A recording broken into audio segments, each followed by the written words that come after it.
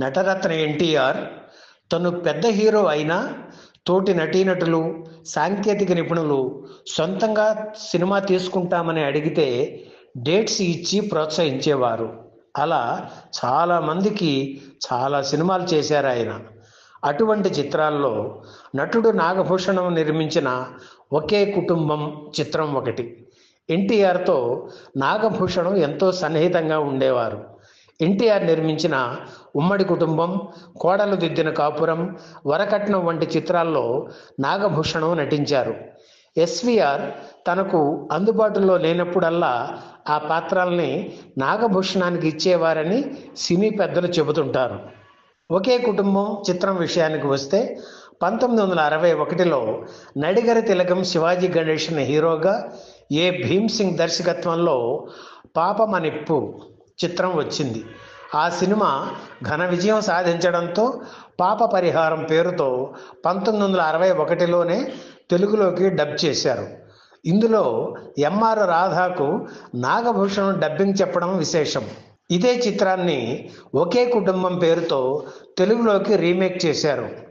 NTR dates ఇచ్చారు. తమిళ దర్శకుడు భీమ్ సింగ్నే తెలుగులోనూ పెట్టుకున్నారు. ఒకే కుటుంబం చిత్రం తర్వాత ఎన్టీఆర్ నటించిన బంగారు మనిషి, ఎవరు దేవుడు చిత్రాలకు భీమ్ సింగ్ దర్శకత్వం వహించారు. ఒకే కుటుంబం చిత్రంలో లక్ష్మి హీరోయిన్గా నటించారు. ఎన్టీఆర్ సరసన నటించిన 47వ కథానాయిక లక్ష్మి.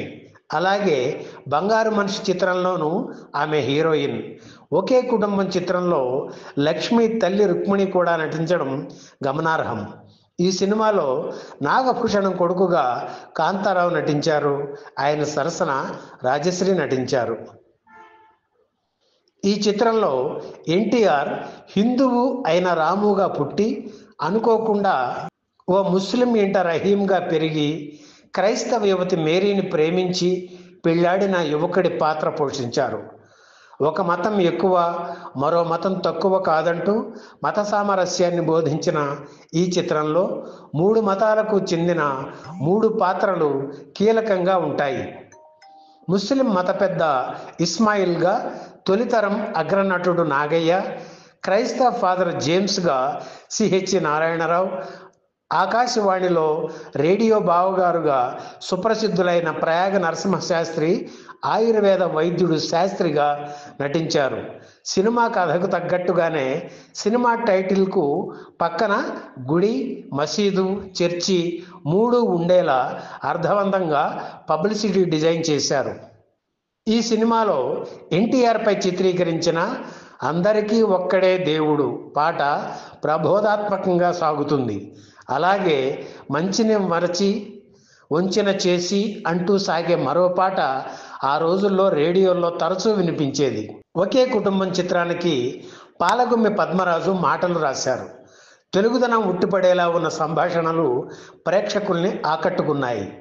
విలన్ పాత్రధారి నాగభూషణ్కు కామెడీ టచ్తో రాసిన డైలాగులు జనాన్ని అలరించాయి. ఒకే కుటుంబం చిత్రానికి అసోసియేట్ డైరెక్టర్గా దాసరి నారాయణరావు పనిచేశారు. అప్పట్లో తమిళ, హిందీ చిత్రాలతో దర్శకుడు భీమ్ సింగ్ బిజీగా ఉండడంతో సినిమాలోని కొన్ని సన్నివేశాలను దాసరే చిత్రీకరించారు. అంతేకాదు శిల్పాలు శిథిలమైన అనే పాటను కూడా రాశారు. దాసరి ప్రతిభ గమనించిన నాగభూషణం ఒకరోజు దాసరిని పిలిచి, నారాయణరావు గారు, ఎక్కడ ఏ అవకాశం వచ్చినా ఒప్పుకోవద్దు. ఈ బ్యానర్లో నేను నిర్మించే తదుపరి చిత్రానికి దర్శకుడిగా మీకే ఛాన్స్ ఇస్తా అని చెప్పారు.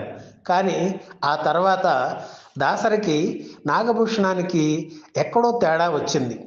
తనని దర్శకుడిగా పరిచయం చేస్తానని చెప్పిన వ్యక్తి ఆ మాట మరచి వేరే దర్శకులతో 2 సినిమాలు తీయడంతో ఆగ్రహించిన దాసరి మళ్ళీ నాగభూషణంను కలవలేదు. ఆయన దర్శకుడు అయ్యి ఎన్నో చిత్రాలు తీసినా ఒక్క సినిమాలో కూడా నాగభూషణంకు వేషం ఇవ్వలేదు. 1970 డిసెంబర్ 25న విడుదలైన ఒకే కుటుంబం చిత్రం జనాదరణ పొందింది.